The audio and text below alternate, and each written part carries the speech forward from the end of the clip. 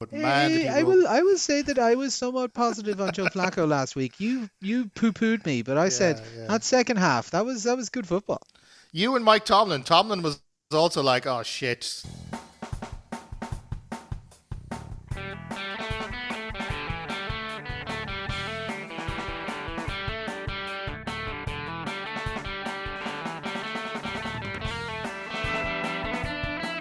So hello and welcome to all four quarters, your one-stop shop for news, views, and overreactions from all things NFL.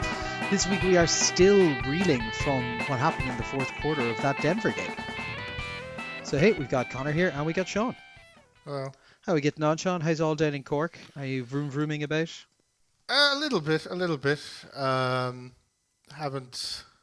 It's weird that the impetus to actually go out regularly and drive is kind of gone. So now it's just kind of just whenever the opportunity arises. But nothing. I haven't done anything. There is a weird now like feeling of like, why did I learn half of this stuff? That some of this stuff I'm just not going to ever use again, or there's certain habits that are useful to remember, but other ones that just kind of seem Are annoying. you I don't telling know. me you don't normally reverse around corners? That one, yeah, they were Uh, really. uh, It's like a an really illegal adamant thing. maneuver on Irish roads that for some reason is both illegal and a required part of the test? And if you screw it up even one iota, you fail the whole thing. Yeah, it's that one. I yeah I I don't know. I could have the whole podcast on the entire process of getting the license and then the post license thing, and how there's about a good solid 30 to 40% of people on the roads are ridiculously terrible drivers that would fail their test if they had to do it again. And but I won't. But yeah, no, my So are, license are you finally. are you, are you suggesting, Sean, that we should retest drivers after a period of time? Well, Are you saying I you've had your license for all of 5 days and you're like, yeah, man, I need to get another test on the books. Like, I need to. I'm so used to, I was, when education testing was kind of my jam, and now I've got no more tests in my near future, and I've got nothing Yeah. to plan towards. No, obviously it would be logistically impossible to retest the entire population of drivers on a regular basis, Hmm. but the kind of the trade-off of that is that people are just terrible drivers. Hmm. And especially, my wife says it's very bad around rush hour. I've only had to do that once to drive around when kind of the busy time, and it was a bit that people were being quite aggressive. But she says it's quite a common thing that people just kind of lose their heads a bit when they've been stuck in traffic for 20 minutes and Oh yeah, like start taking it's ridiculous risks. surprisingly infuriating. Like it really does get you after a while. It's and as I said, our streets, and particularly our streets down in Cork, are not massively well designed for the amount of cars we have on them these days. So it's Mm-hmm. and then increasingly the cars are even bigger as well, which makes it harder. And then a lot of people driving around in giant cars who don't know, like they struggle in a Nissan Micra, let alone in a big 4x4. So Yeah. it can get a bit messy. But yeah, any other crack down there in Cork? Not much at the moment. Did a bit of painting of the bed of a bedroom this weekend, which was trying to figure out how many coats of paint this damn wall needs, but getting through it, and then up to Dublin next weekend. So we were just kind of doing the weird things like booking parking and stuff because you can't be sure that you get parking and stuff. So it Ah, yes, of course, of course. feels very grown up all of a sudden in my life, even I though know, I know. But to be fair, like it makes great podcast content. I'm sure everyone is locked in on this. How many paints of they're like, let's just skip the NFL. Just how, listen how, to how this many guy how talk many about every how many detail of coats his of life. paint do you need, and what's the parking situation like in the hotel you're visiting? But yeah, no, nothing too wild up here either now. Quiet enough. We're in prep mode. You know, my wife is running the Dublin Marathon on Sunday, so we'll just be cooking lots of pasta and not up to too much too crazy. I've got a new boss starting in work this week, so I'm meeting her for the first time tomorrow, and yeah, that's kind of it. I see the light at the end of the tunnel of my busy work period, so I've kind of got just to the end of the month really, and then I'm a little bit clear, and I've got a week's holiday booked in then, so that'll be nice. So I'm just kind of focusing on that, and also going to go meet some mates for a pint tomorrow, so that'll be fun. But yeah, so let's have a look at what's been going on in the news. There's not been a ton of news really this week.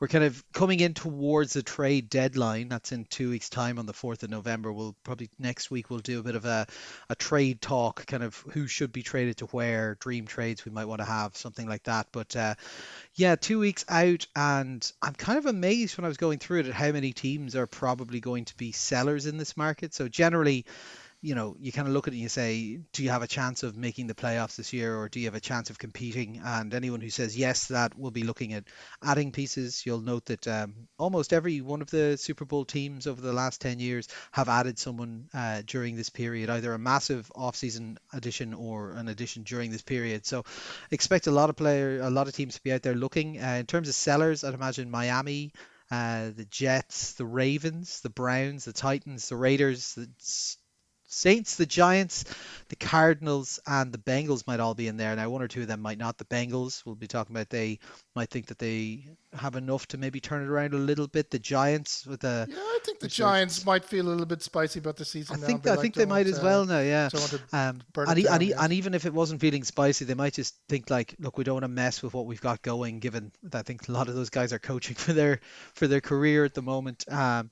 even the likes of the Ravens, they're maybe just a little too far out of touch now, but they might be too proud for it, because the discussion about the Ravens at the moment isn't just a should they be selling at the trade deadline. It's is it time to start doing a reset on this roster and possibly the coaching staff as well. And we have talked about that coaching staff and, well, my anyway, and your occasional worries about their ability to manage the big games. But yeah, Well, I so mean that would be a big one. There's so much talent on that Ravens roster that if they do plan to blow it all up and start again and get rid of multiple pieces on offense and defense, then that would really make the trade market very interesting because they could get a lot of stuff in yeah. exchange for some of their star players if they were willing to let some of them go. Well, this is the thing, like, it's like they're not getting the production that they would expect out of some of these players, and definitely the team doesn't look to be going in the right direction. Like, we'll see, maybe the game this week will decide what they're looking at, but at the moment, Pittsburgh are astride that division, and increasingly the Ravens are falling further and further back. We'll keep a lot of that chat to next week, but we'll start here with crime and punishment. What are they doing? Probably felonies. Not quite a felony, but a little bit weird. Denver defensive lineman Dre Greenlaw has been suspended for one game after chasing and verbally threatening the referee after the game had finished. So this is the insane game that we will be talking about in the reviews between the Giants and Denver, where Denver scored 33 points in a quarter, had a massive comeback win. Essentially, had two comeback wins in the last 4 minutes of this game, to get it. And then at the end of the game, Dre Greenlaw just got all up in the face of a ref and followed him and was shouting at him. Got a flag thrown. The flag was thrown after the whistle had gone for full time regs, which interestingly enough did send me down a rabbit hole of it turns out that the referees still do have, like, not dominion but like power post the end of a game, even though that's normally when it ceases, and so on. But yeah, so basically, there's not really been too much clarity yet. We haven't had a statement from Dre Greenlaw about why he did it. There are people online positing that Greenlaw was on IR or not playing earlier in the season, and he's just a little tired and he just wants a week off, and that was why he went and had to speak with him. But just very unusual. I imagine, like, my guess would be it's going to be something to do with the defensive penalty that allowed New York Giants to pull back ahead with whatever it was, a minute and a half left to play. But yeah, just a bit of an unusual situation. Yeah, I mean, obviously, it's kind of one of those high emotion environment situations, massive comeback that you didn't think was going to happen.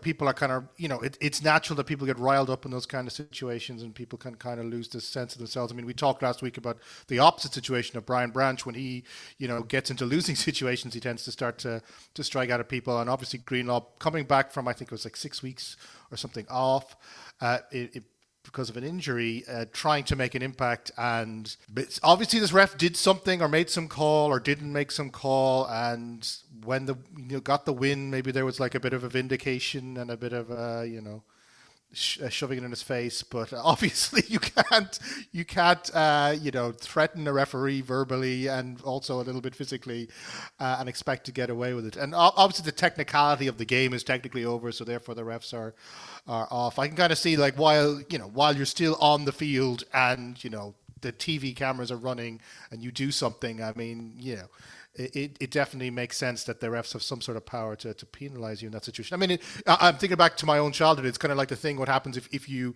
back in the days of school, if you went into town with your school uniform on, the teachers still seem to have some sort of weird power over you because you were representing the school. Maybe it's the same kind of, you're representing the NFL at that moment, and anything you do kind of speaks to that. But yeah, I mean, again, it's a discipline thing. I mean, the NFL is a it's a professional sport, and it's also by nature of being a sport, and all the testosterone. It is something that sometimes gets highly charged, and it's very important that people maintain their head. And if you don't, then these kind of things can happen. And obviously, Greenlaw, the Broncos, he's a valuable part of that front seven.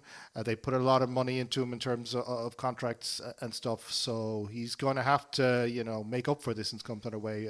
But I would be interested to see if we do find out at some point what was said or what Greenlaw's justification for it was, because it is the mystery of what was said and didn't say kind of adds to the intrigue of the whole situation.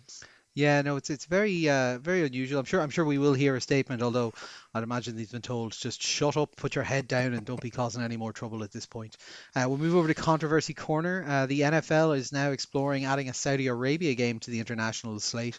This comes after the announcement of a big flag football tournament there featuring Tom Brady and Gronk and a load of superstars going over there for big money. Obviously, there's a lot of interest in Saudi in bringing over these sports. They've heard about the greenwashing and so on. It's presumably just going to offer them a boatload of money to do it. I would say not the best place to go for one of these games. It'll be, the weather's not fantastic for it. I'm not sure what the atmosphere will be like. Like I presume that they'd have to be dry games and stuff like that as well. I don't actually know. I think there is a lot of the kind of the politics behind it, which get quite interesting in the sense that the kind of the de facto ruler of Saudi Arabia, Mohammed bin Salman, is very much trying to liberalize in a very big way, and part of the whole thing is we won't give you democratic rights, but we will, it's a bread and circuses thing. We won't give you democratic rights, but we will entertain the shit out of you. So, we'll get the world's best golfers to sign up to play in Saudi Arabia. We'll attract the WWE over on a regular basis. We'll build this soccer league, and we'll attract over quite a number of kind of high profile players, and some of them in kind of the peak of their careers would just kind of throw money at people to do that. So it's definitely the money side of it suggests to me the NFL probably will go for it. And I imagine the flag football tournament was probably a way of just kind of putting a feelers out there in a media sense, make sure that the people aren't freaking out too much about the kind of the human rights greenwashing side of it, and kind of seeing if there's enough of a market there. I think it probably will happen. At some point they'll definitely try it. I imagine the NFL might be powerful enough that they might have, one of the things that I'm not entirely sure if they do it for the soccer, but there is a sense I think that they could just kind of create a cordon zone, Then turn a in blind which eye in only the ticket area. holders are Yeah, allowed, and you can sell alcohol in there because they have like Western compounds, they do. which Yeah, those yeah. kind of rules do apply. So I mean, I think both sides of this will want to do as much as possible to make it work because it's just so much money, both in the NFL as a product and in Saudi Arabia as a country, that just the money will in the end speak. And I think it's almost inevitable we'll have a game in Saudi Arabia. And you can have your opinions on whether or not that's a good thing or not, or the increased influence of Saudi Arabia is a good thing or not. But I certainly don't think anybody's going to be able to stop that once the money kind of hits the table. Yeah, but even from a player's perspective, like the time difference you'd be talking about for that game would be pretty nasty, right? Because that's an additional 3 hours versus what you'd be playing in the UK Ireland games.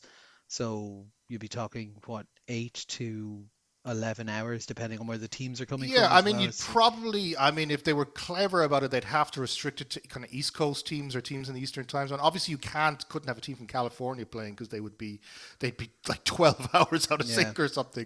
So, I mean, they Or, might have or to you think have about being them clever in that kind of you have instance. them But double yeah, boxes, so you have them come over, do a London game, then the week after do the Saudi yeah, game, and maybe, then come maybe. back and do a second London game or something like that. Like, Jesus, that'll be a rough gun. But yeah, no, just an interesting one to see. I think kind of the thing that surprised me about this was the speed that it's moved from this flag football tournament to suddenly like, oh yeah, maybe we'll just get a full game over. It's moving rapidly, but I suppose that's what billions and billions of dollars will do for you.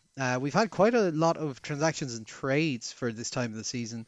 Brandon Graham, do you remember him, Sean? He's like, well, I think he's actually 37, but it feels like he's 50. He's coming out of retirement to sign with the Eagles again. He obviously was with them last year on their successful run. Has kind of done like the super unk move, the super older older veteran move of skipping training camp, also skipping a bunch of the early games so he can just be a little bit fresher when he comes in. Obviously, look, they've had retirements and so on. They need to add some more depth. Graham, he was slower last year.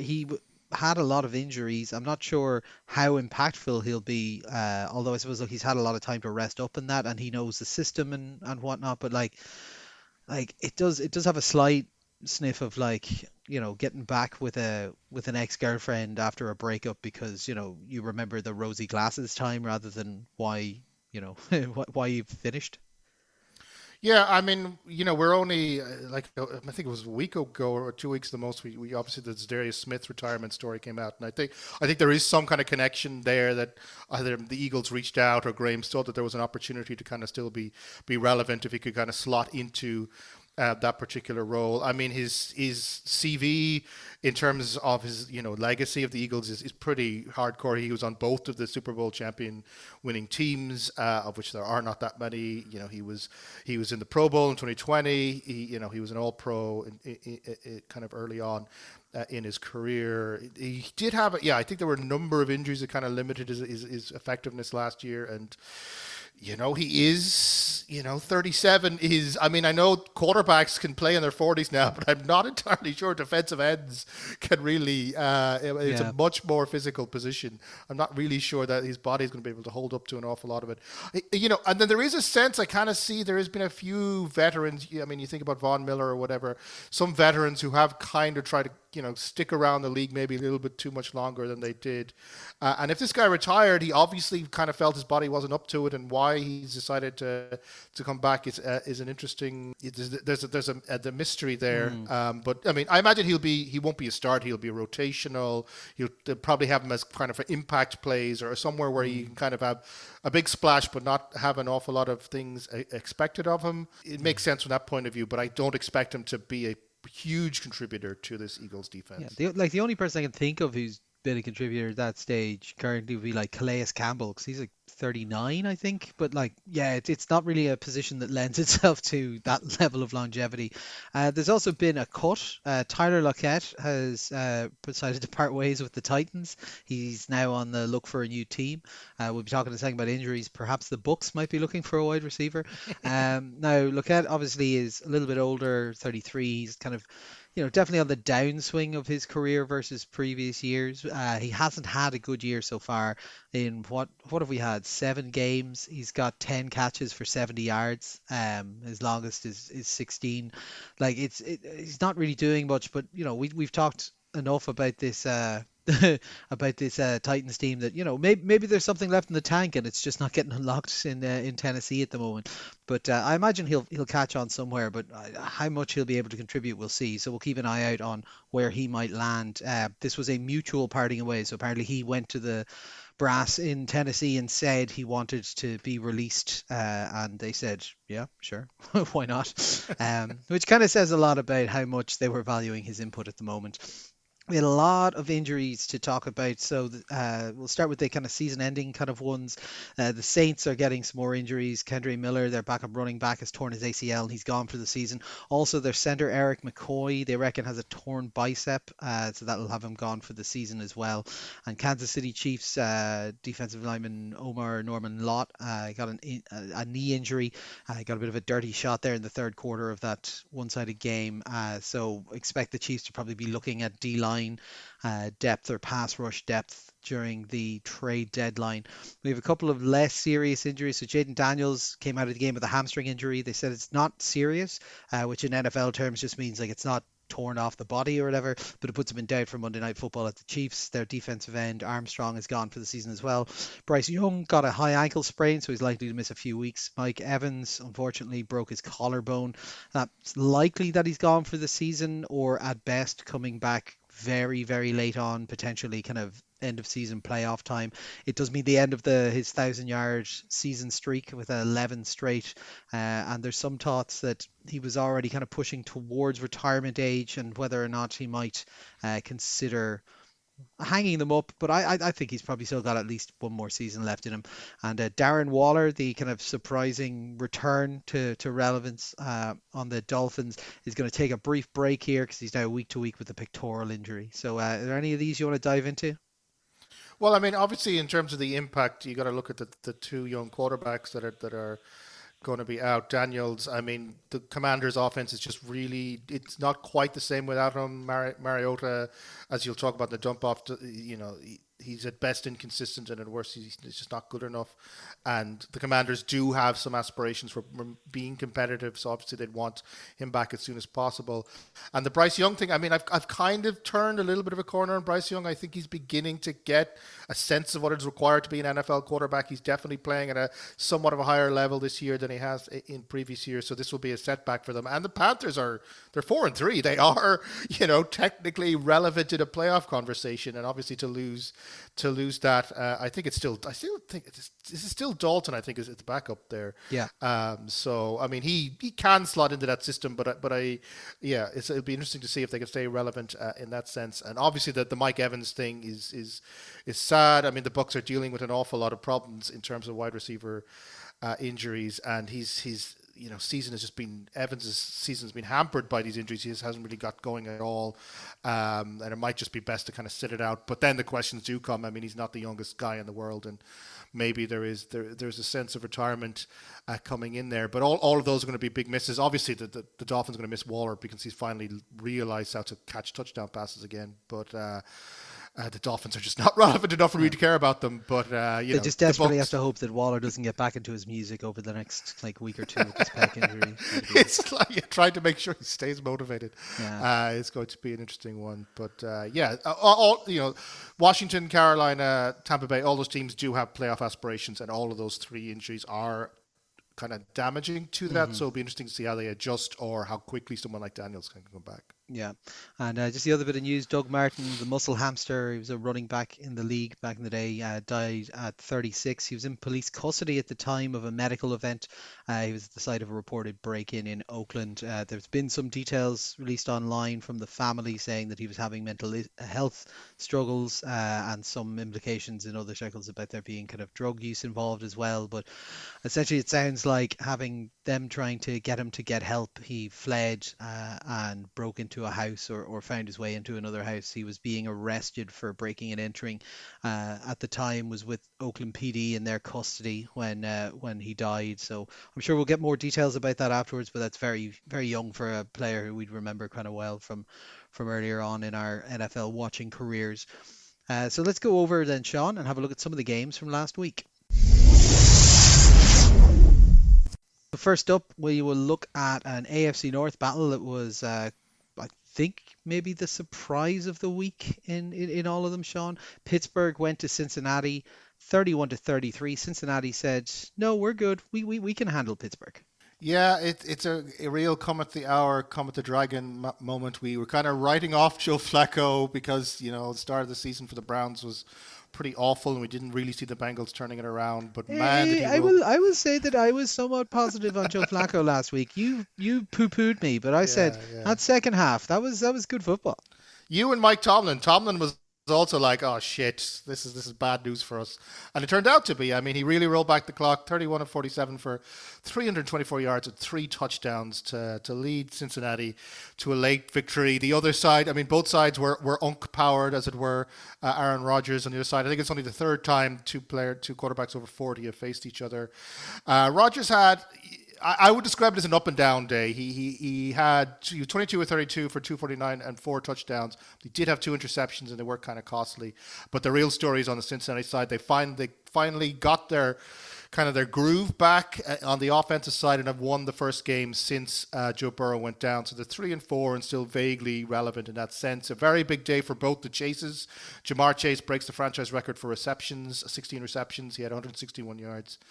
and a touchdown. And Chase Brown breaks the century mark for I think only the second or third time in his career with 108. T. Higgins had 96 yards and a touchdown. He also produces. So the offense is back. And with the Flacco thing, yeah, we're going to have to see how consistent that is. Obviously, he had some fairly dire moments in the early seasons for the Browns. So I don't think this necessarily ticks all the boxes in terms of questions answered. But certainly the Bengals seem a lot more relevant now than they did when Jake Browning was throwing interceptions to every single person in the universe. For the Pittsburgh side, I mean, the offense looks pretty damn good. I've been talking about this for a number of weeks now. Rodgers is he's clicked. His Jets era is behind him. He's kind of back into late Packers form. Here he gave big games to Pat Fryermuth, 211 yards, 2 touchdowns. On the ground, the Steelers got Jalen Warren going as well. He had 127 yards rushing and 31 receiving. So for Pittsburgh, the offense does look quite good, but these questions about this defense continue. The suspicion is, if this team is in line to win their division, which they are, in line to be a contender in the playoffs, and with Aaron Rodgers in this kind of form, they might actually be quite competitive in the AFC, but they're going to have to sort out their defense. They're going to fix them a lot. Cincinnati scored in 7 of their last 8 possessions, which when you're in a game like this is an absolute disaster. So Pittsburgh, a little bit of questions answered on that side of it. For Cincinnati, the main thing is the season's still alive. They're 3-4. They're relevant. They kind of just got to survive to December, and their hope is now with Flacco that they will be able to get when Joe Burrow comes back in December-ish. They'll be still relevant enough that he will have a chance to shine and bring them to the playoffs and where things might come from that. I think the big news out of this is I cannot believe that there is a very small chance you might actually be right about the Jamar Chase MVP thing. Because if Chase has games like this, and this is the second game this season where he's had more than 14 receptions, like he is in a very good place. And if they're not going to give an MVP to Flacco and Jamar continues to do this, they might just give it to him, which would be the craziest prediction, I think, in NFL podcast history, in my opinion. Yeah, no, But, I think you're right. No, I think the problem is one or two other players have started to heat up as well. But yeah, I think I'll feel good about it if it's just like it's the kind of stats that it would have been bang on anyway. But yeah, look, this was a very impressive performance from Cincinnati and a particularly impressive performance from Flacco. The way they managed themselves through this, whenever things started to kind of go against them a little bit, was very impressive. I'm with you entirely. I've been saying it the whole time. This defense is worrying me from the Steelers side, and like the Bengals, like I said, they did their job. They got what they needed from the defensive side. Look, they got their 2 interceptions of Flacco and so on, but like they're not like they got no sacks in this game. Like there was pressure, but there wasn't sacks. They didn't shut down the run game. Like Jalen Warren was averaging nearly 8 yards a carry in this one. Like it's kind of confusing to a certain extent.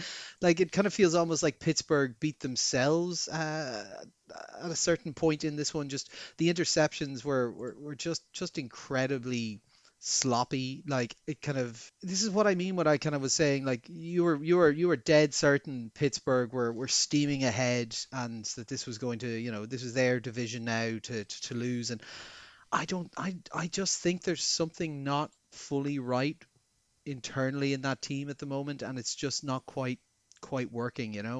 But they played it close. They had a chance in this one. If it wasn't for the interceptions, they probably do win this one. I do wonder about the play calling, particularly late in the fourth quarter. That one where they ended up punting after 3 plays was just incredibly messy. Like they kind of just went like short run, and incomplete pass, and you kind of go, well, are you taking the ball out of Rodgers' hands? Do you not trust him at that point? But then like you look at it, and they were very pass heavy on the previous drive that resulted in a touchdown, so they didn't step away from it, and then it was big old pass to Freiermuth that got them the next touchdown. So it was an unusual thing. It was a bit of a blip because I think overall they were quite balanced in how they called this game. They had 34 pass attempts, 20 rush attempts. So like that's a fairly balanced approach to it. On the other side, Cincinnati, they're very fun with Joe Flacco. Joe Flacco is playing well. He's probably not going to be able to sustain this for an entire season, but realistically, we're in late November at this point. Late October. We're only about 6 to 7 weeks away from like the earliest that you could see Joe Burrow returning if he is able to come back on that timeline. So like You just need to win three of those like 6 games, and you're still very much kind of in the race if everyone is kind of coming back to the center in this division. I do think if I was them, now look, Chase Brown looked a little bit better in this game, mostly because of I think one or two long runs juicing his stats. Their run game is just not up to snuff. Like, you can see it with the fact that they were more than 2-1 passing to rushing in this game, even though this was a game that, they were ahead for large chunks of, so they probably should have been running the ball to keep the clock going.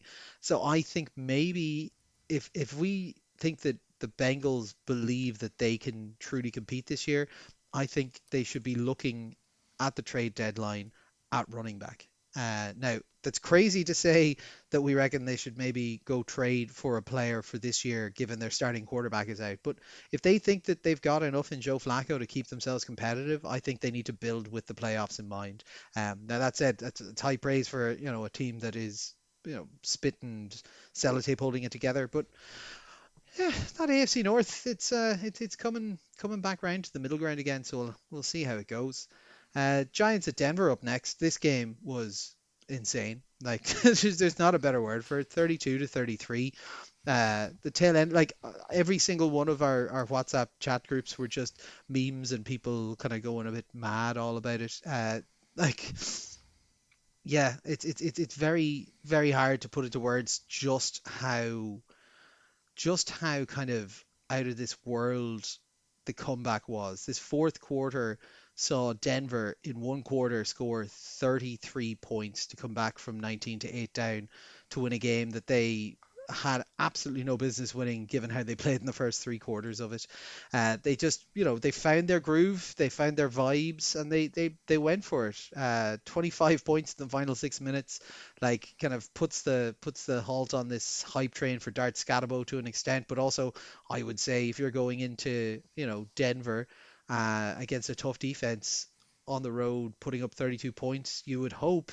And we did see for 3 quarters that your defense would be able to keep you in the game, but then the defense just fell apart at the tail end. The stat for this one, Sean, is that NFL teams are now 1,602 when down 18 points with 6 minutes left in a game. But they did it. It's a sad day for Irish American football fans.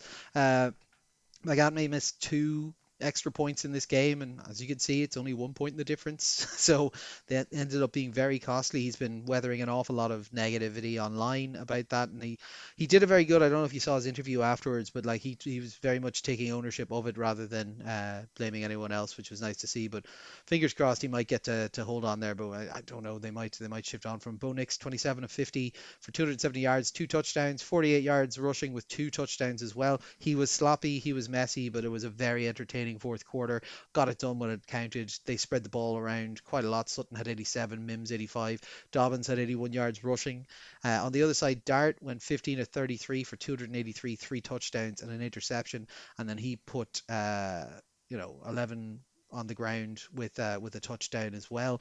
So you can see kind of like big exciting plays, but boy howdy does Dart like to go hunting for the big play. So like a sub 50 completion rate, but 3 touchdowns to an interception and nearly 300 yards. You kind of take that with a rookie.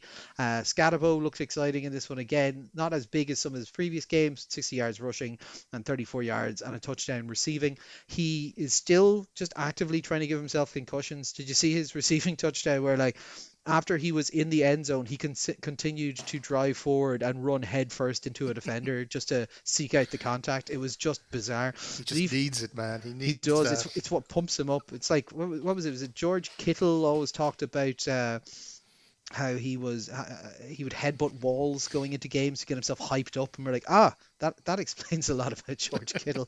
But yeah, like this defense had shut out the Broncos for 3 quarters. Literally at the like going into the fourth quarter, it was 19-0, and then it just utterly collapsed. They have come out and said that they're not looking at making any changes.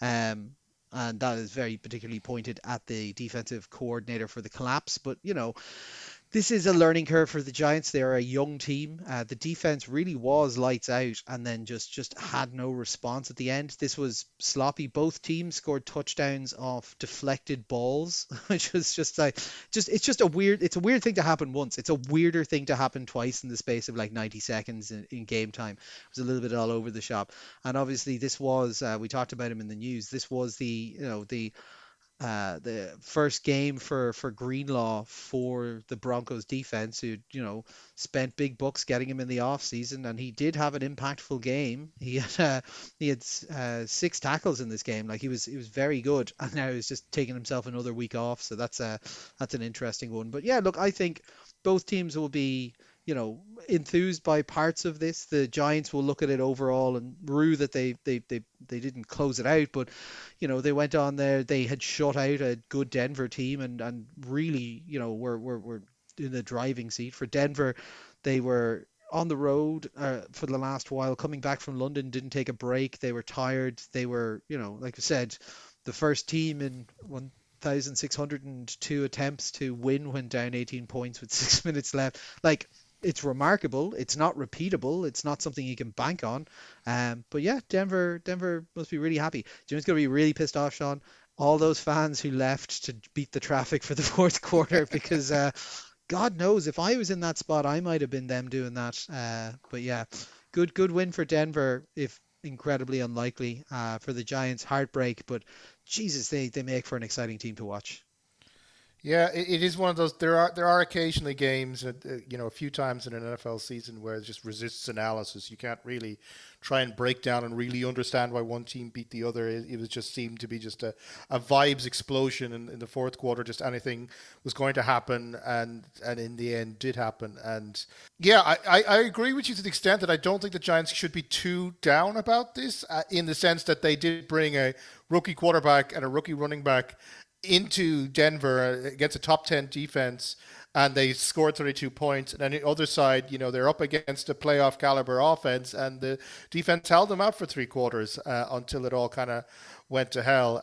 So I think there are things to like about this Giants team, and certainly the kind of the sense around the Jackson Dart era in comparison to, say, the Russell Wilson era or the mess of the years of the Danny Dimes era. Things just feel, for the first time for the Giants for a very long time, that there's optimism there. And you'll take a loss like this if the result is that it's something that the team learns from and they kind of move forward.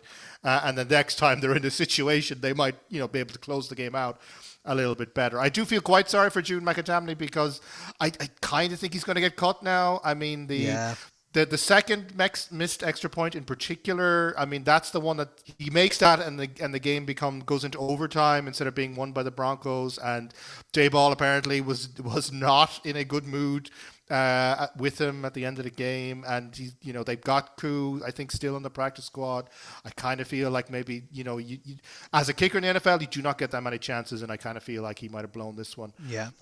For the Broncos, I mean, yeah, Jesus, I don't really know. I mean, this is a good team, supposed to be a good team, and yet you come out of this going, there's some question marks now about the offense, because they couldn't score for 3 quarters, and they kind of had to rely on kind of madness to win this game. But there's also questions about the defense, because they gave a lot of points to a team that is not necessarily that fantastic on the offensive side. And the Broncos have kind of had a couple of games this year where they're just not really at the races, and they got away with this one. But I don't know if if I'm another AFC competitor, if I'm necessarily fearing the Broncos at this point, because I kind of feel like they're maybe a good team, but they're not necessarily a team to be scared of. It's that kind of thing. It's the same thing as when that year the Vikings, broke the comeback record or whatever when they beat the Colts. It's like, it doesn't really stand to you as a compliment that you needed to do this, that you had to score 25 points in the final 6 minutes to win a game. Like, you really should be a little bit better than that, especially at home when you have a particular advantage with the elevation and all that kind of stuff. So, yeah, questions about the Broncos despite the win. Plaudits/optimism for the Giants despite the loss. I'm kind of really interested to see where this Giants team goes now. They've got Philly next week, and that's going to be a game where I think a lot of interesting things will happen, and we'll learn a lot more about this team as an actual competitive NFL franchise. Yeah. Next up, Sean, Indianapolis went into the LA Chargers 38-24, but having watched this game, it doesn't feel like the game was that close.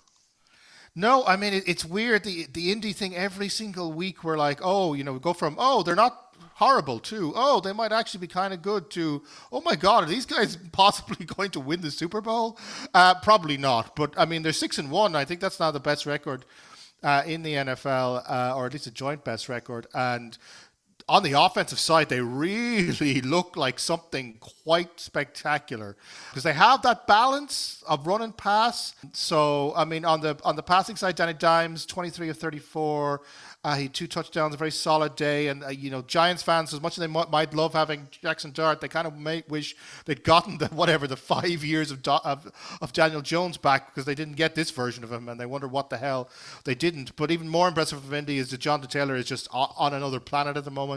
94 yards, but 3 touchdowns. I think he was untouched for a number of those touchdowns. Like once he gets into a lane, Oh yeah. at the moment, it kind of feels like the game is up for the defense. And Indy might just be a true contender. I kind of get the sense, I mean, the stats are kind of being thrown on about, and maybe it's a little bit of overhyping to talk. This is the best they've looked since the Peyton Manning era, but certainly they haven't. There's no Indy team that I can think of.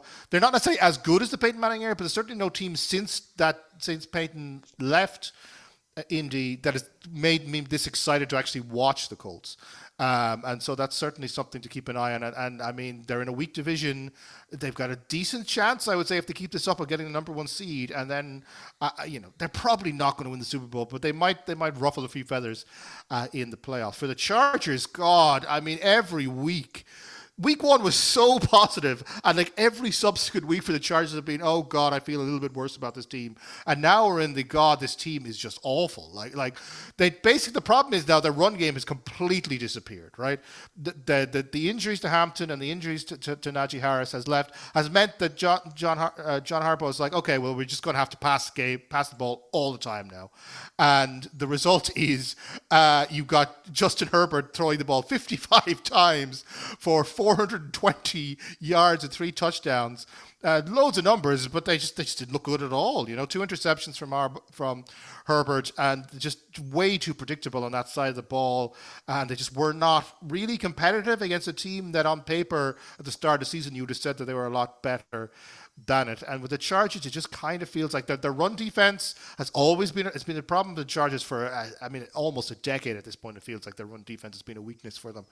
It just doesn't feel like their defense is going to be good enough, and now kind of feels like their offense is just completely run out of ideas. And it's gone from the Chargers from being, they've had a few bad weeks, to this team has genuinely been bad for about 4 weeks non-stop now, and it doesn't necessarily feel like they're turning it around. It actually feels like it's getting worse. So back to the drawing board for the Chargers to try and figure that out. And I kind of feel like unless they turn the corner quite soon, they're going to fade into irrelevance very quickly. For the Colts, I mean, yeah, sky's the limit. I kind of want to see where this team goes now. It kind of feels like, they've nothing to lose. They are one of these teams where they're not necessarily the most talented team in the world, but they've got nothing to lose because they had no expectations coming in, and every win is just, the momentum of every win kind of drives us forward. So I'm interested to see where that goes, and bring on the rest of the season in Indy. I want to see. I genuinely think because of their schedule, they might have a chance at the number 1 seed, kind of like a Titans thing from a few years ago, where they're not necessarily the best team in the AFC, but they might end up getting the number 1 seed. Well, that's it. Like you look at their schedule and you circle, right, where's the trap ones? Like Chiefs will be a tough out for them, depending on what Falcons you get. Maybe Seahawks and 49ers. They're the only 4, I think, challenging ones. The rest are kind of divisional opponents who they are better than at the moment. And the Titans, like it's kind of, yeah, like it very much could be a spot where they could coast their way to getting a bye there. Yeah, like this was. The Chargers were very poor in this game. Their offensive line is just up to absolutely nothing.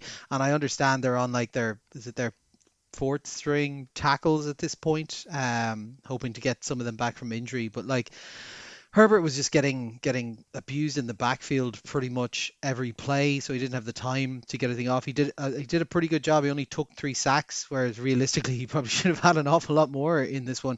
But that pressure is kind of what went into the interceptions, and then, as you said, they don't trust their run game. They're using Vidal and Haskins, and neither of them are really up to much. I think both were 3 yards a carry or less in this game.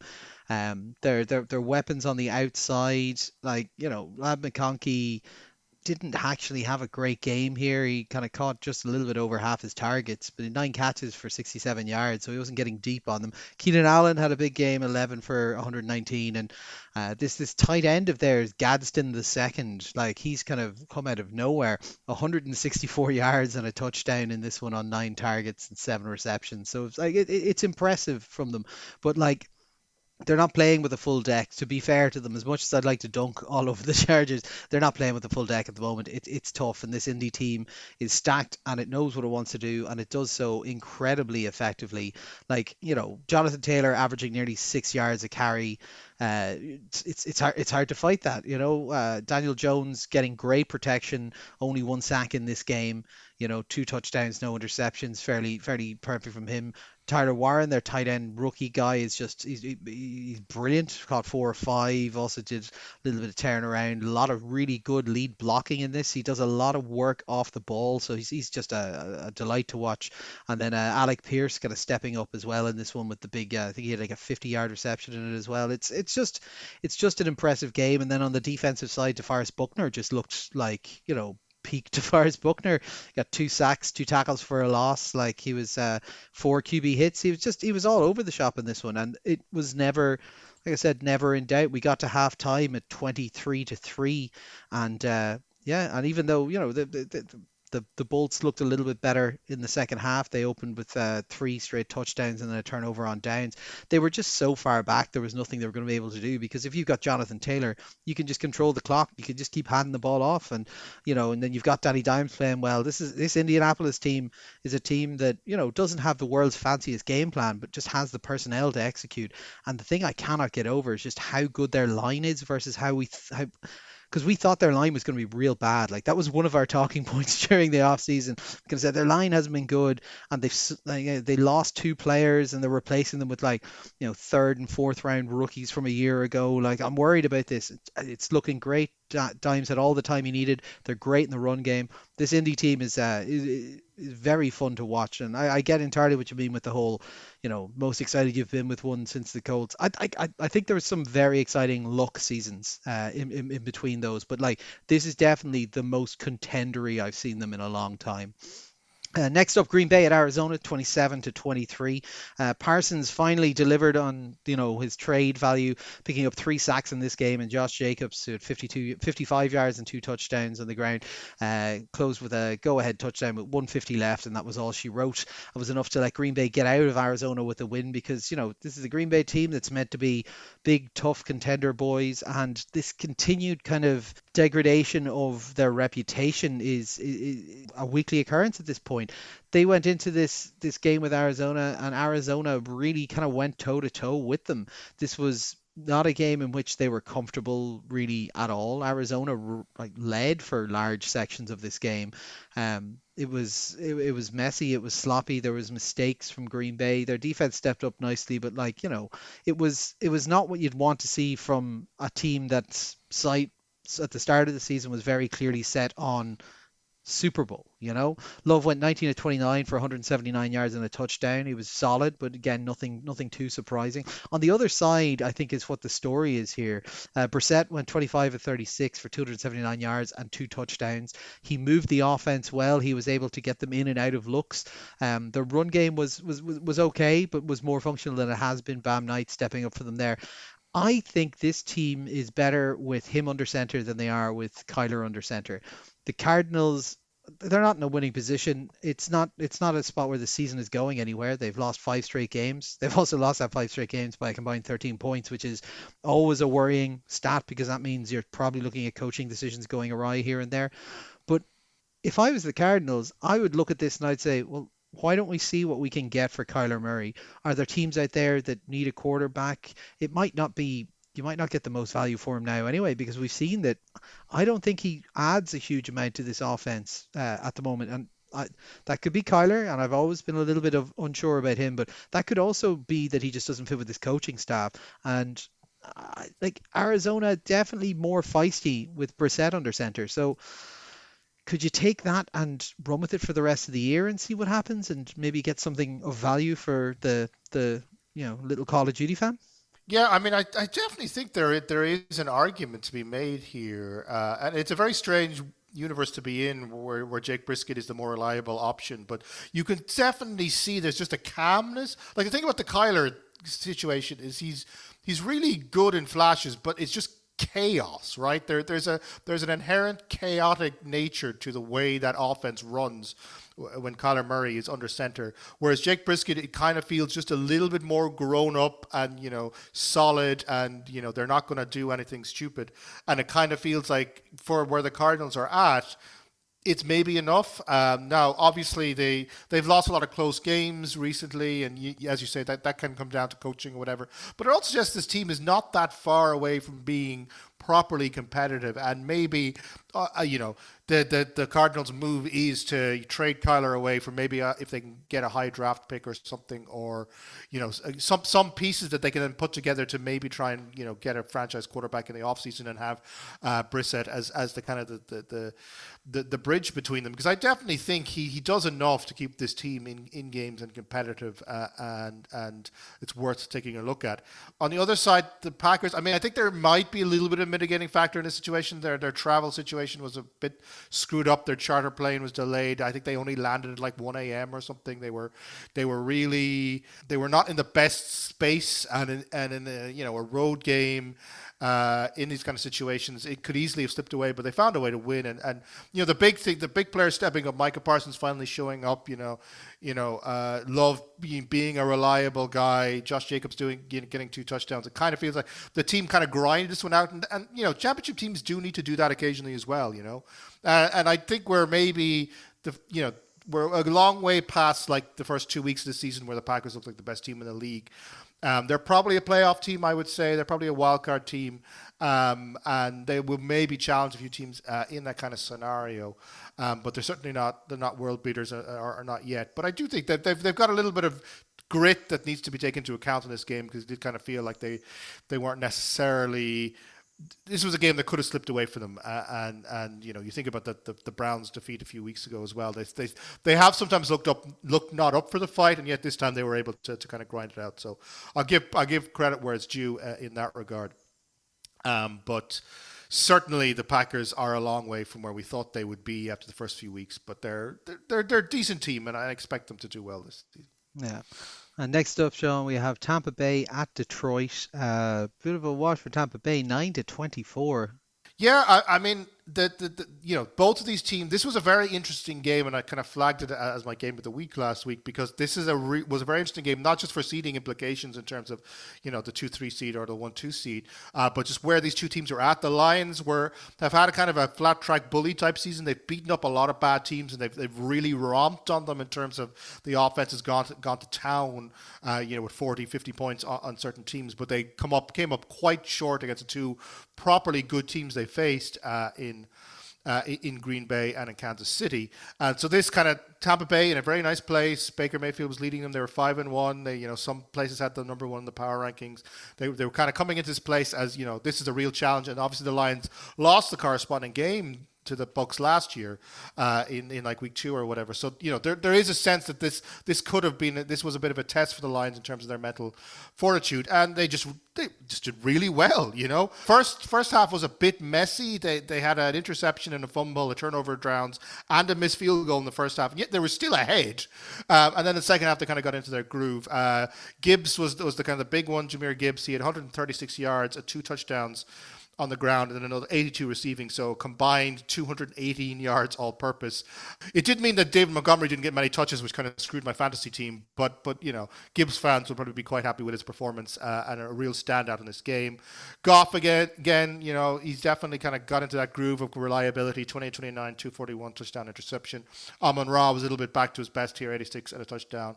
So it's definitely coming together for the Lions, and they kind of proved in this game that their offense can still function quite well against good teams, and also they kind of proved that they're a primetime team. So in night games, which generally is primetime, kind of just think about Thursday night football, Sunday night football, Monday night football. The Lions are 13-3 under Dan Campbell in those kind of situations. So when the lights are on and the TV cameras are on, they are able to step up in those big moments, and that's great. The questions, though, have to kind of be asked about the Bucks, particularly on the offensive side. I mean, Baker Mayfield, people were comparing him to Tom Brady or saying that he's the heir to Tom Brady, and he did seem like he's in the form of his life coming into this game. Up against a depleted Lions secondary, we talked all last week about how the Chiefs had exploited the Lions' injuries on the secondary, and Baker just couldn't really take advantage of it. 28 of 50, so just over a 50% completion rate. He 228, a touchdown interception. They didn't really do enough on the passing game, considering that they basically had no run game, it kind of obviously in the absence of Bucky Irving, and the coaches obviously don't think Rashad White is enough to replace him. They kind of got away from the rush game entirely. They had only 41 yards total, 38 of those yards for Rashad White. So the run game wasn't working, but also the passing game wasn't really doing as much as it could. They only scored 9 points. It's very disappointing for the Bucks that this was kind of their first kind of big game of the year, where it's like, okay, we are contenders now. We have to prove it. Big game, Monday Night Football against a serious NFC competitor. If we win this game, we are locked into the elite category of the NFC, and they just came up completely short. And so we come out of this game in terms of the lessons learned. The Lions are for real. They can win big games, and I certainly wouldn't back against them as the season goes on. For the Bucks, the question marks are back. Are they just an NFC South, mega team, but actually can't make it with the big boys? And we gotta see in these kind of games, if Baker Mayfield wants to be considered an elite quarterback and not just a good quarterback, you have to step up in these kind of scenarios and just have big games. Especially when the run game isn't working. But they do feel a little bit one-dimensional, and they just weren't able to compete well enough here. Yeah, like I come out of this game and it was fun, particularly as the other side of that coin, Sean, as a Gibbs owner in fantasy football. It was a very fun game for me. But yeah, like I come away from this and it's a good win for Detroit against what we think is a good team in Tampa Bay, but both sides were just so sloppy in this. And neither offense like really filled me with too much excitement. It turned on a little bit in the second half, but so we take Tampa Bay, right? Tampa Bay come out, as you said, we talked about how depleted this Lions secondary is. Their first drive is 3 plays, 7 yards and a punt. Their second one is 3 plays, 1 yard and a punt. 4 plays, 32 yards, well done, and a punt. 6 plays, 14 yards and a punt. 3 plays, -1 yard and a punt. A fumble on the first play of the next one, an interception on the first play of the next one, and then finally they get 22 yards and a field goal, so they get some points on the board in the first half. You cannot sustainably win games in the NFL if that's all your defense is able to do, or it's all your offense is able to do. The Lions defense, look, they played well in this game. They did kind of get in there, cause pressure. They had 4 sacks in this game. They also had like 8 QB hits and so on. Like they were putting some pressure on him, and you could see that he was feeling the the wide receiver core maybe not being, well, one, at full strength, but two, like even the guys who were there, like Ibuka was playing, but I got to imagine that he was playing injured in this one, because like Ibuka has been a superstar for this season. He had 12 targets in this game and he only caught 4 of them. Like that is not a conversion percentage that I would associate with that player at all. And it wasn't because there was great pressure from the defensive secondary in this one. It was Baker being rushed, Baker being off his spot, some of the passes being a little bit wide or wobbly, and it was just sloppy. And the Lions were the same. Like the Lions had, as you said, a fumble, a turnover on downs, a couple of punts, a missed field goal, and an interception in the first half alone. Yet they were still cruising to victory. Like they only put in another touchdown and a field goal for the rest of it. It was just all punts outside of that, and they weren't getting great traction on them. Like they were similar, like 3 play punt, 3 play punt, 4 play field goal, kind of like they weren't dominating it, and you can see that from the stats, because that was the thing that confused me the most. Was I was looking at this going, like, the score line is incredibly one-sided. Even reading this, like the stat boxes seem a little bit, but then you can go, well, they only had 31 minutes of possession, so not like Detroit just held the ball and ran the clock down on them. And it was just that neither side were really converting possessions to scoring. it's a fine win for the Lions, an important one, particularly against an NFC rival who'd be looking at seeding later on in the year. But I'd like to see a little bit more out of them. Frankly, it was a little bit underwhelming, but yeah, I think both teams, trying to gut out a win in a spot where neither of them are on top form.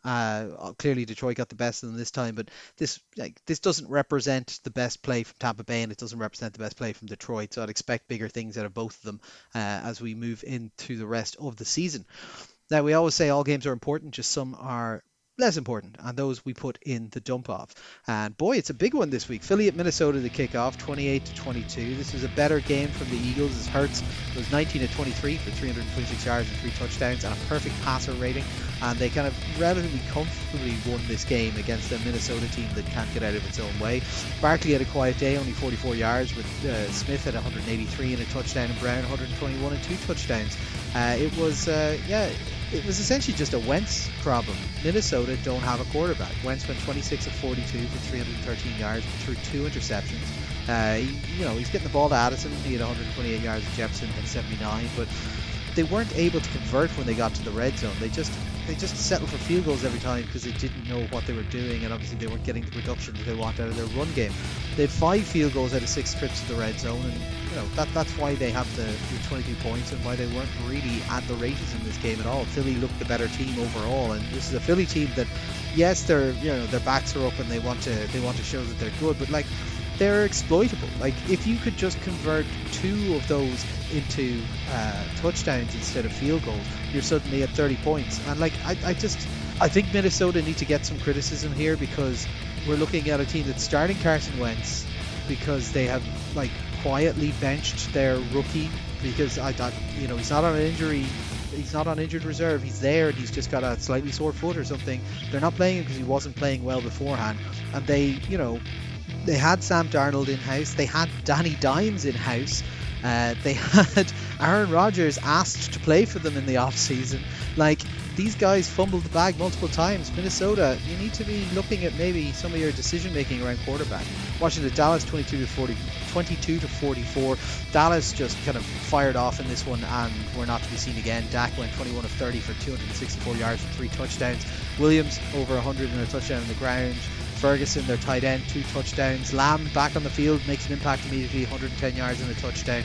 On the other side, Daniels, he was only 12 of 22, 156 yards and a touchdown. He did have 35 yards on the ground and a touchdown run as well, but he had to leave with a hamstring injury, and that kind of put stop to them having any chance of coming back in. Mariota, 4 of 10, 63 yards, a very bad interception. Gives Deron Bland a pick 6 in it. Cowboys offense are great. They're very exciting to watch. Their defense actually stepped up pretty well in this game and actually looked pretty good last week. Now, they're not world beaters, but they're enough to keep them competitive. Washington, Jesus Christ, the injuries are killing them. McLaren was missing, Debo was missing, Brown was missing. Daniels is now going to be out probably for a week or 2. It was rough to watch. Poor Washington. Atlanta at San Francisco, 10-20. Christian McCaffrey is this team's offense essentially. Just Christian McCaffrey won this game. 129 yards and 2 touchdowns rushing, 72 yards receiving. Absolutely destroys this Atlanta defense. And San Francisco are able to, show why they are a team to be reckoned with, provided he's healthy. Mac Jones, 17-26 for 152 yards and an interception, was very blah. But, they've got a machine that works, and that's why it's 4-1 as a starter. The defense stepped up well. Atlanta only scores twice on 9 possessions. They go 5 of 11 on third downs. They never convert a fourth down, even though they tried 2 of them. And only 62 yards rushing. Penix was fine in this game, threw for a touchdown. Bijan, again, very explosive, but 40 yards rushing, 52 receiving and a touchdown. That's fine, but they just didn't have the plan to get it done. And San Francisco, that defense, even without the names, is really rounding into kind of a decent to upper unit. And given the quality of the roster and what we were considering going into the season, that's a big tip of the hat to Salah. Houston at Seattle next, 19-27. Another big game for JSN. He goes for 123 yards and a touchdown, and he helps them survive a 4 turnover day to beat this Houston Texans team. They look good defensively. Houston, 2 interceptions, 2 fumbles. Seattle only converted 2 out of 14 third downs, but their offense was just they were nowhere to be seen. Their only touchdown came with 2 minutes left. Stroud, 23 of 49 for a touchdown interception. They were inaccurate. The running game wasn't up to much. They only had about 55 yards in that. Darnold on the other side, not a great day for him. 17-31, 213 yards, a touchdown, an interception, and a fumble. But it's fine. The other fumble or the other interception was not him. They just let Cooper Kupp throw the ball. Cooper Kupp, who has thrown the ball 6 times and not completed a single pass in the NFL. Like, I know Darnold wasn't up to much, but I probably wouldn't be going to that option if I was them. Next up, we have the Rams at Jacksonville, 35-7. I forgot there was a London game this week, and it turns out the Jags did as well. 13 penalties for 119 yards. They didn't score a touchdown till the fourth quarter. They allowed 7 sacks, 11 QB hits. This was rough. They got a lot of yardage in this game, but they just weren't able to finish anything off or execute. The Rams looked absolutely surgical in this one. 21 of 33 for Stafford. He threw for 182 yards and 5 touchdowns. Now, if that doesn't tell you, how little he had to do to deal with this and how short the fields he was getting, it was as one-sided as I've seen. I think he's the first quarterback to throw 5 touchdowns in an international game. So at least the people who spent £250 sterling for a ticket got that. I don't know. 10 receivers targeted. They spread it around. Like, Rams just win with ease. New England at Tennessee, 31-13. After a jittery first quarter, the New England rattled off 21 unanswered points. May looked great in this one, 21 of 23 for 222 yards and 2 touchdowns. I believe beating Tom Brady's completion record. Franchise record, 91% completion. Yeah, absolutely madness. The defense were good as well. They got 5 sacks, an interception, and a fumble recovery in this one too. Ward looked better, 25 of 34, 255 yards, a touchdown and an interception. But the game plan was really, really poor. Like, they're not even attempting to run in this one. They only had 12 attempts. Like, they were definitely a more competent looking organisation than they have so far, but they're still far away from competitive. New England continue to roll. Carolina at the Jets, 13-6. I could have done without this game, to be honest. Young leaves with an ankle injury. Dowdle is held to only 79 yards, which is very depressing, albeit that it's because Chuba Hubbard's back and they're splitting carries, so they did have over 100 in the run game. This was Xavier Legette's big breakout game, though. He caught 9 balls for 92 yards and a touchdown. The Jets defense nearly killed Justin Fields on a run play where he slid and someone decided, that head looks like it doesn't want to be attached anymore. He was then benched a little bit later on in the game because he was, terrible. Tyrod was slightly better than him, just at running the offense, but still threw 2 interceptions. Aaron Glenn becomes the first coach in franchise history to lose the first 7 games of his tenure. Well done. That is for a Jets head coach, that's quite impressive to be the worst of all the Jets head coaches. Yeah. Now the thing is, they will say it's not the worst of the Jets head coaches. It's just the quickest, the slowest to get a win, because there have been ones who have incredibly big losing records. It's just this is his opening 7 games he hasn't won, because I think someone else had a very long losing streak, but I believe they were an interim head coach for them the end of the previous year and won a game at the end of the year against backups or something like that. But yeah, the Jets, this is a grim season. I expect them to be selling some pieces in the coming weeks. The Hornets at Chicago, 14-26. Dennis Allen revenge game. I guess so. Their defense was pretty stout. They got 4 turnovers and 4 sacks. It was a huge Swift game again. He went 19 carries for 124 yards and a touchdown. Williams was very meh in this game. There was no receiver over 43 yards. Like, they weren't doing a huge amount. There's some interesting looks, but that's about it. Olave had 89 yards and 2 touchdowns, but the run game was just rough for New Orleans. They were never really at the races in this one. As we've mentioned, there's some injuries as well. Their center is gone out. Their backup running back is gone. Chicago get the win, but not in particularly impressive fashion. But man, their defense really looks to be turning a corner anyway. Miami at Cleveland, 6-31. You'd think this has to be the end for Mike McDaniels, right? Let him out of his misery. Browns took my advice directly from last week's episode, where they inverted their plan and they ran it 33 times and passed it 18. So you're welcome. Judkins had 3 touchdowns. There was no QB work of note in this game. Tua went 12 of 23 for 100 yards through 3 interceptions and was benched. They had 6 fumbles in this game. Now, they recovered 5 of them. That's positive, I suppose. 6 fucking fumbles. Like, just just closed down this franchise. It was just utterly atrocious. Cleveland get the win, Miami one day closer to death. Vegas and Kansas City up last, 0-31. About as dominant a win as you'll see. This could have been 50, 60 to nothing. They just didn't bother with it. It was 434 yards to 95 yards total. The Chiefs had 30 first downs. The Vegas Raiders had 3. The Chiefs had 42 minutes of possession. There was not a competitive football game here at all. Rice looked good in his return, 7 catches, 42 yards, 2 touchdowns. Kansas City were so far ahead that Pat Mahomes didn't play the fourth quarter. The Chiefs didn't pass the ball in the fourth quarter. They just ran it and beat it down.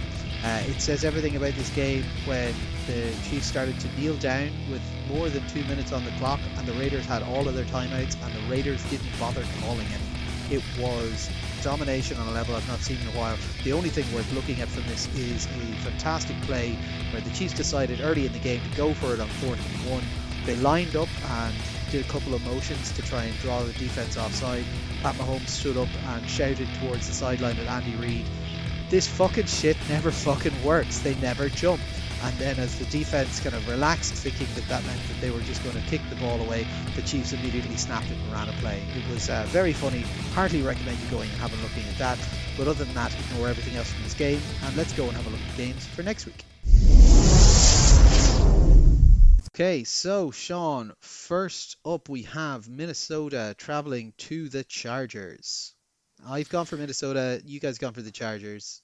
Yeah, I mean, it doesn't feel good to back the Chargers to win a game at the moment. It also doesn't feel good to try and back the Vikings to do much in the passing game. I think this will be a tough game for both sides. Obviously, the Vikings do have quite a decent defense in terms of statistically, and the Chargers, really need to figure out, if they're going to have a run game or how they're going to have a run game going forward. I mean, the corner has to turn at some point, and I think the Chargers, they'll be hurting by how poorly they did in Indianapolis, and I think if that doesn't spark them to turn the corner, then nothing will. I think they obviously, they have to get away from just relying on the pass game. Pick up some, veteran running back if you have nobody in house that you trust to have the ball, to just get some yards to mix things up and let things happen a little bit more. Because I think an offense that predictable against the Brian Flores defense might just get eaten alive. But I kind of have I just have a faith that Jim Harbaugh will turn things around. That they're Harbaugh. We'll turn things around a little bit in a home game and get things done. I mean, largely the problem is that Minnesota, for all the talent that do have, say, at wide receiver, etc., on the defensive side, I mean, Carson Wentz just isn't good enough to be winning games in the NFL anymore, and obviously they don't trust J.J. McCarthy to be either. So I do think they kind of have a problem at quarterback, and that means I can't really trust them to win, especially in a road game. But I don't think this is going to be a particularly enjoyable watch, and I think even if the Chargers win, they probably won't score more than about maybe 21, 22 points. So expect a low-scoring, kind of grindy kind of game where the Chargers just escape with a victory like they did against the Dolphins a few weeks ago. Yeah, my only reason for backing Minnesota in this one is their defense is good. The Chargers tackles are like they're 5th and 6th string guys, and there's not a lot of dynamism to the Chargers game plan at the moment. But yeah, this is a bad game. Just don't watch it. Into the early slate, Miami, Atlanta. Oh God, I said bad game. Miami are taking on Atlanta. We've gone for Atlanta across the board. Miami are an absolute dumpster fire. Atlanta are going to be good this week because they were bad last week. But also you're going to have angry Bijan because Bijan didn't get 100 all-purpose yards last week. So Bijan's going to get 300 all-purpose yards in this one. Miami, the team have just entirely given up at this point. Atlanta, they're still competitive, and they can do things, whereas Miami can't really. So again, another game just to skip.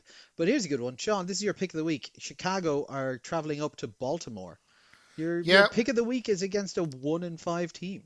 I picked it because I think it's quite an interesting game for kind of getting a sense of these two teams. You get to a certain stage in the season where you're like, teams that are supposed to be bad, i.e. the Chicago Bears, seem to actually maybe be kind of good. They've won 4 straight. Their defense seems to be clicking, and their offense is kind of starting to find a little bit of a groove.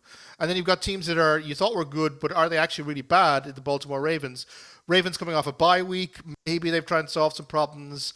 Who are they going to, how are they going to reassemble this offense and their defensive weaknesses are going to solve? So I think it's a really interesting game because with the Bears, you know, they started the season quite slowly, but they've gotten into it, and they haven't necessarily beaten any world beater teams, but they've beaten the teams that have been in front of them, and especially that game against the Saints, they look more comfortable in a Bears. I don't think I've seen a Bears team look comfortable while winning a game for a very long time, and so I'm a little bit interested as to where this organization is going under Ben Johnson. They're 4-2.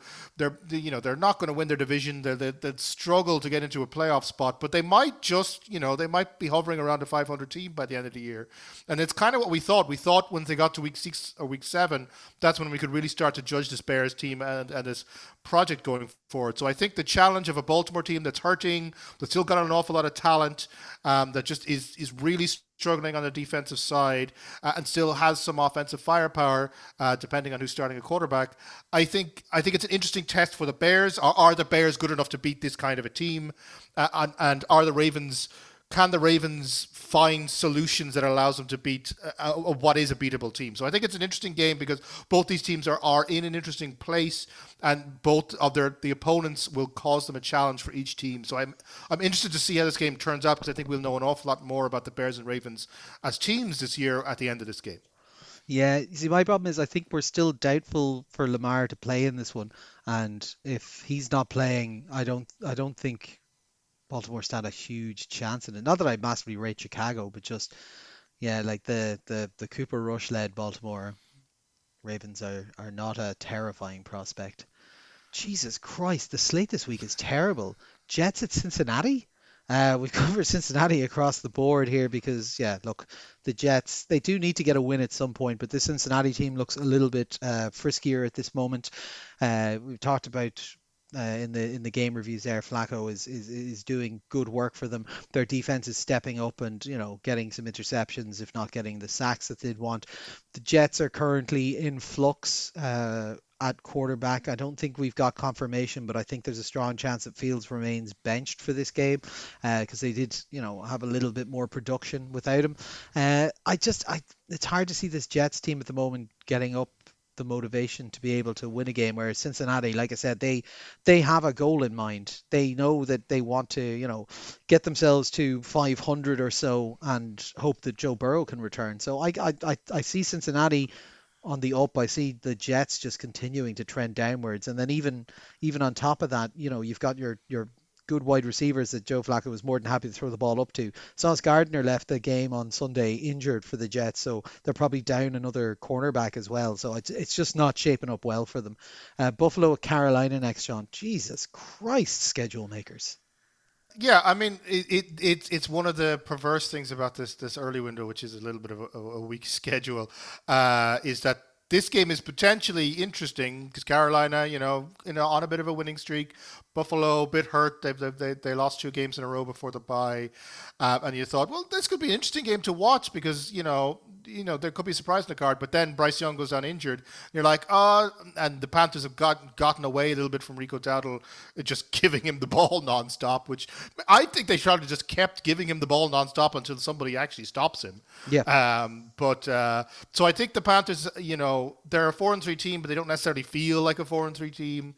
And the Bills are a 4-2 team, and they kind of feel a little bit better than that. So I think it's a get-right game for the Bills to come out here against a team with some weaknesses, and just maybe Josh Allen just goes to town, and they kind of exploit the things and kind of get a bit of a feel-good game. Or, as the Bills sometimes do in October, they get stuck in the mire against a team they should be beating, and they allow them to grind it out. So I think it's going to be very interesting to see how the Bills what mood they're in and how the momentum is working.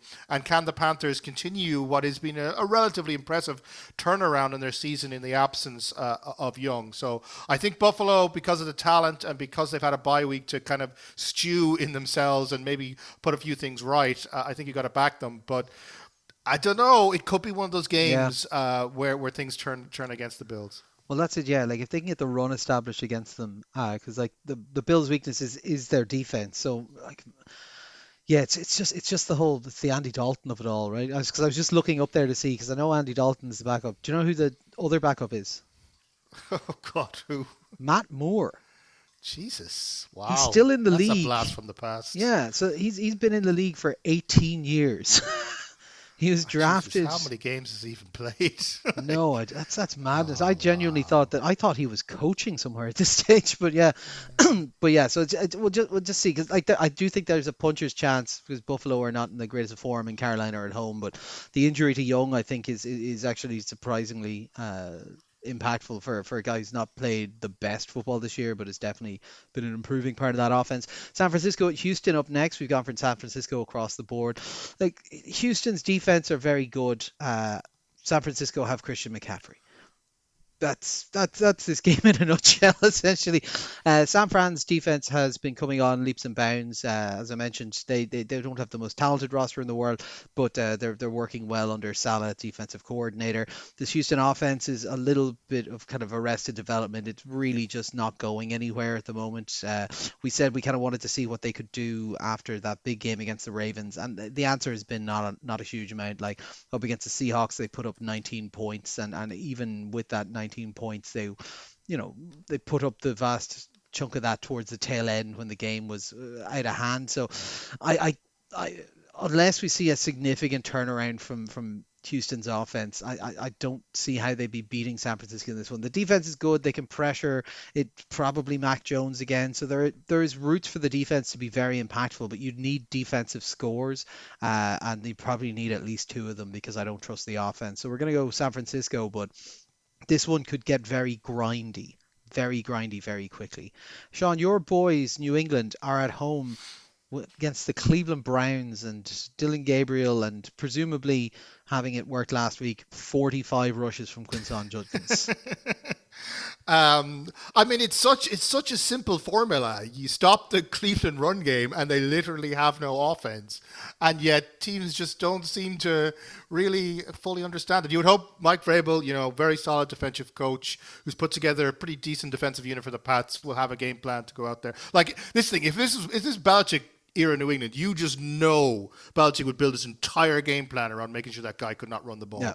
ball. But He it'd would be interesting to see intentionally how leave a wide receiver uncovered on every play just to bait them just into to it. bait them into it. Yeah, yeah, yeah. So yeah, obviously the Pats are in. It's a very good time again to be a Pats fan. They're really the optimism is starting to build. Drake May he's a quality quarterback, and he's got that reassuredness that Brady had, where you just kind of know when the ball is in his hands. He's not quite got the skills of Brady in terms of the reliability to get it done every time, but you just kind of feel like everything's going to be all right as long as Drake May is still functioning.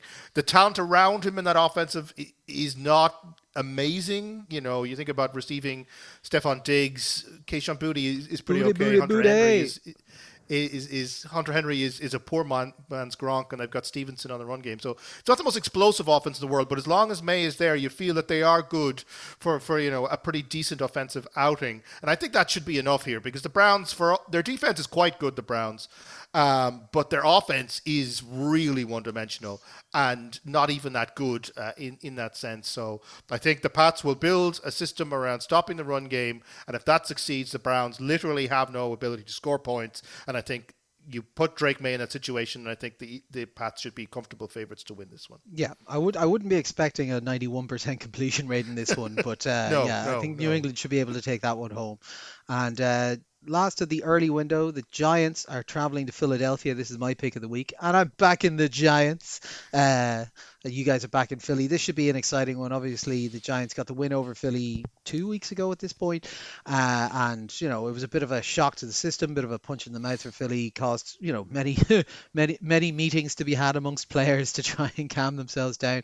Philly looked to have gotten the corner turned a bit this week and looked stronger. They haven't been able to get their run game established, and we've seen that this Giants team have the dogs on the defensive line to be able to get after quarterbacks and harass them. Their defensive backs were holding up pretty good in the last game, but the concern would be you look at that fourth quarter and the collapse there. Like, yes, it could be conditioning. Yes, some of that is also, teams find it harder to play fourth quarters in Denver because of the thinner air and so on. But like, you'd worry that what you might find in that is some schematics that would work quite well for a deep passing game, because what we saw last week from Philly was a incredibly effective deep passing game. So that would be the risk in this one. But I just want to live in a fun world where this like rocket ride in New York gets to continue onwards. And they put up plenty of points last week. They put up plenty of points when they played the Philadelphia Eagles 2 or 3 weeks ago. This is a team that can compete and beat this Philly team. Knows they can because they did it recently. Are probably more comfortable now than they were then at it. Philly on paper should win this. I 100% agree. Philly on paper should win this. I just like the Giants to go and stick two fingers to them, because I think vibes based pick. Giants vibes over Philly vibes. To be honest, Philly are a good team. They're never a good vibes team. No, no. I mean, my heart does say Giants win, and it would be epic to watch that happen again. I just Philly are they're just a little bit too talented for me. I think the Giants are not quite where they need to be in terms of winning games. They're very fun to watch, but yeah, I got my head says you got to back the Eagles here. But Yeah. yeah, could be interesting. Yeah. Into the late window, Tampa Bay take on New Orleans, Sean. Yeah, obviously the Bucs need a get right game after their offense kind of just did not turn up for Monday Night Football against Detroit. They've just got to get a run game. They've either just got to trust Rashad White, or they've got to find someone else that they do trust, because it just is too unbalanced when they don't have enough of a run game there. And Baker, he's got to make a little bit better decisions if he's justifying a bit of the hype. But that said, they're still quite a good team, and they up to last week they did look like a team with a very good record, and they were winning important games. And there isn't an awful lot to love about the Saints. They're more competitive than we thought they would be, and even I gotta hold up my hand. Spencer Rattler is looking a little bit more like an NFL quarterback with every week, and certainly not the disaster we thought he would be. And if he can get Olave involved in the game as much as he did the last time, that they could be competitive. And obviously it's a divisional game. They know each other. There could be some complications in terms of what New Orleans throw at the Bucs. But ultimately, I think the Bucs just have enough talent there to find the win. And Ibuka presumably will be a little bit weak, another week recovered from his injury, maybe a little bit more dynamic in this one. I think the Bucs are just a better outfit. Now I just can't back the Saints to win a game. They make the games interesting, but they just don't tend to win even the games that they do keep close. They just don't quite have talent to win them as of yet. By design, Sean. By design. It's a very impressive tank if that's what they're doing, because they don't look like they're tanking at all. Bring us but the they are Manning still losing child. games. This one we shall have, because obviously historically they drafted and then did not get a previous Manning child. Tennessee and Indianapolis up next. Yeah, we don't need to talk about this one. Indy across the board. Like, Indianapolis are really good. Tennessee are not really good. In fact, they are really bad. This isn't really going to be that competitive, I don't think, at all. The only thing to maybe watch for this one is another week into the new coaching scheme. How did Tennessee look? The loss of Tyler Lockett. Does that mean that they're going to elevate some younger wide receivers, maybe try and find a new weapon to add into that passing game, and see if maybe this time they can keep themselves a bit balanced and use their run game a little bit, because they really just went away from it last week and it did not help them at all. But look, Indy should win this one easily. Another good game here, Sean. Dallas at Denver. I've gone for Dallas. You guys have gone for Denver. Yeah, it's going to be a very interesting game on one side of the ball, at least, when you got the Dallas offense up against the Denver defense, because you got two very good units, albeit the Broncos have not quite reached the heights that we know capable of on the defensive side in the last few weeks. So I think Dallas, they'll be quite happy with that win against Washington. They'll feel they'll have a little bit of momentum. This is the kind of a game where we got to see, does Dallas have the momentum they need to build themselves into a playoff team, or are they just going to come crashing back down to earth? And I think Denver are the kind of team that can just grind you out. And in this kind of situation, I expect Sean Payton to run a defense that just kind of tries to stifle Prescott, does not give him the options. It's going to be interesting to see if they have that ability to react. Like, they're very talented as a unit, the Cowboys are, but do they have the ability to react to a defense that's causing them problems and maybe putting Dak Prescott under pressure, which he's historically not been very good at dealing with. And then, but ultimately the reason I think the Broncos are going to win is because I just don't trust this Cowboys defense. They are getting better. They looked a little bit better against Washington than they did in previous weeks, but and the Broncos defense did take a little while to warm up last week. But I do think that when Bo Nix is in the mood against a weak defense, that they're just going to do enough in this game to win it. So I expect that the problems. I think Denver will be able to ask questions of the Cowboys offense on the defensive side, and I think Bo Nix will be able to exploit the weaknesses of the Cowboys on the offensive side. So I'm going to give Denver the win here. But I can certainly see how the Cowboys could squeeze it up, but I just don't trust them as an organization to be able to do that 2 weeks running. Yeah, and Denver do actually have one of the proper kind of home field advantages, particularly this time of year. Green Bay at Pittsburgh is our Sunday night football. Myself and Ronan have gone for Green Bay. You've gone for Pittsburgh, Sean. This is obviously the Aaron Rodgers revenge game. The list of revenge games for Rodgers is long and rich at this point. But yeah, look, Pittsburgh are playing quite well at the moment, but their defense is a little bit slower than you'd want it to be. Their offense it's still lacking a little bit of the killer instinct you'd want to see as well. You could see some cracks start to form last week with the 2 interceptions and so on. This is a Green Bay defense that has Parsons, who has started to really step up in the last week or so. He was putting a lot of like pressures on the board, but now he's finally converting those into sacks, and I think this could be a big game for that. I think he's trying to, very much justify his his sticker price at this point. The Green Bay offense is moving well. They've got good balance in it. Josh Jacobs is playing well. They're getting Golden involved more. Romeo Dobbs, even though he looks incredibly silly with the giant helmet because he's quite a slight figure, is really kind of helping them move the change a lot.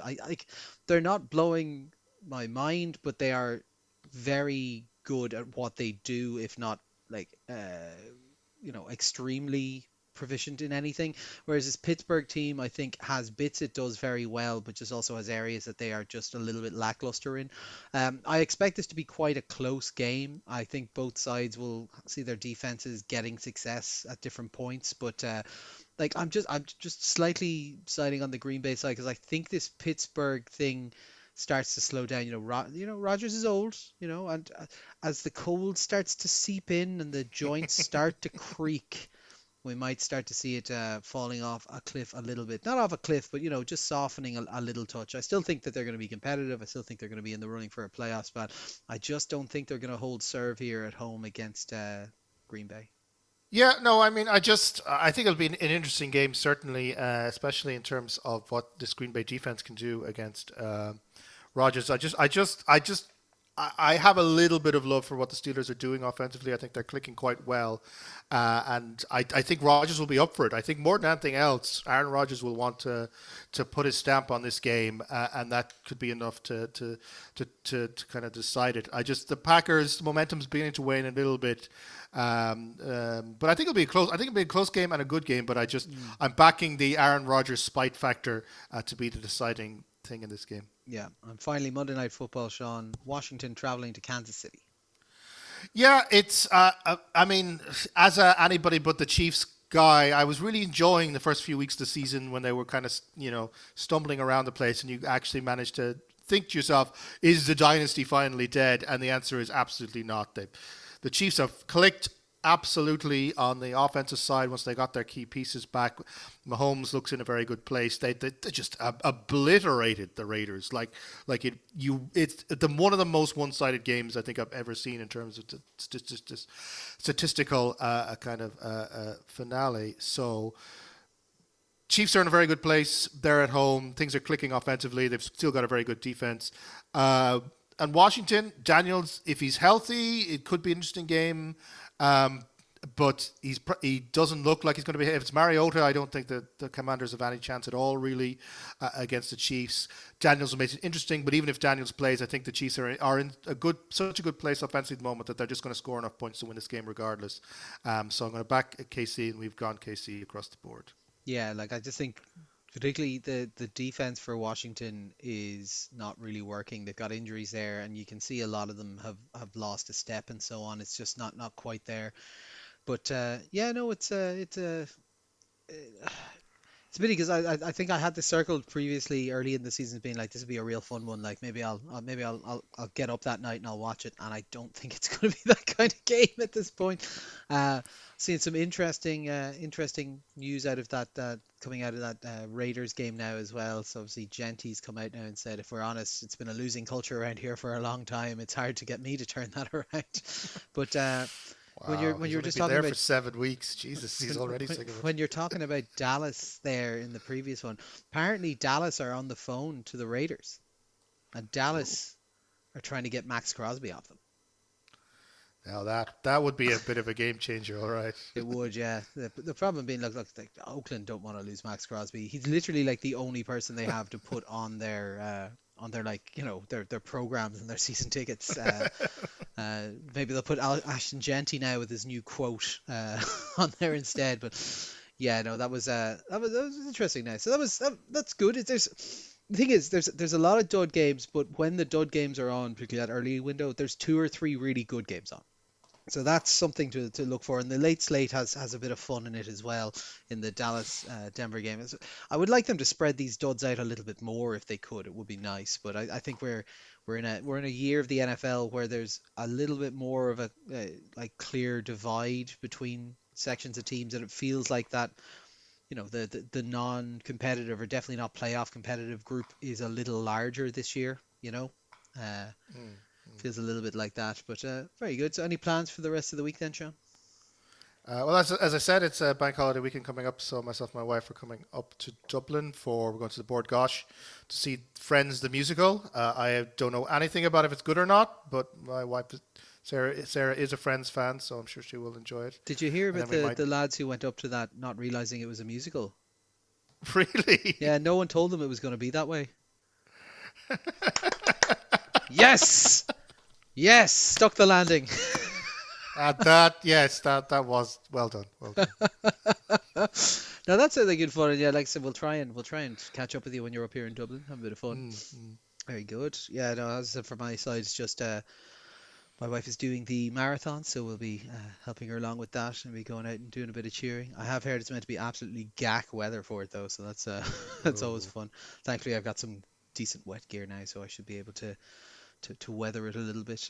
But yes, other than that, nice chilled weekend. Hopefully, catch up with yourselves, watch some football, enjoy ourselves, and that wraps up for this week. So I suppose it's bye from myself. It's bye from Sean. Uh, It's been all 4 quarters. Thanks for listening, and we'll chat to you next week.